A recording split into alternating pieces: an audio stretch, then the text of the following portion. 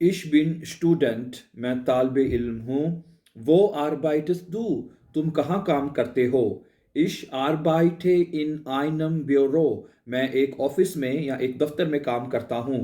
Kannst du English sprechen, क्या तुम English बोल सकते हो? Ja, ein bisschen. Ich mag Musik, ich mag Filme, ठीक है, मैं म्यूजिक पसंद करता हूँ, मैं फिल्में पसंद करता हूँ। Ich gehe ins Kino, मैं सिनेमा जाता हूँ। Ich lese gerne Bücher, मैं शौक से किताबें पढ़ता हूँ। Mein Lieblingsbuch ist, मेरी पसंदीदा किताब जो है, आगे जो आप अपनी बता सकते हैं। Ich habe ein Haustier, मेरे पास एक हाउस है, यानी घरेलू जानवर है, ठीक है, यानी पालतू जानवर भी कह सकते हैं वैसे, बाय द वे हाउस ना, ठीक है। Mein Haustier ist ein Hund, मेरा जो पालतू जानवर वो एक डॉग है। हुंड कहते हैं डॉग, ठीक है। Wie ist das Wetter heute, आज मौसम कैसा है?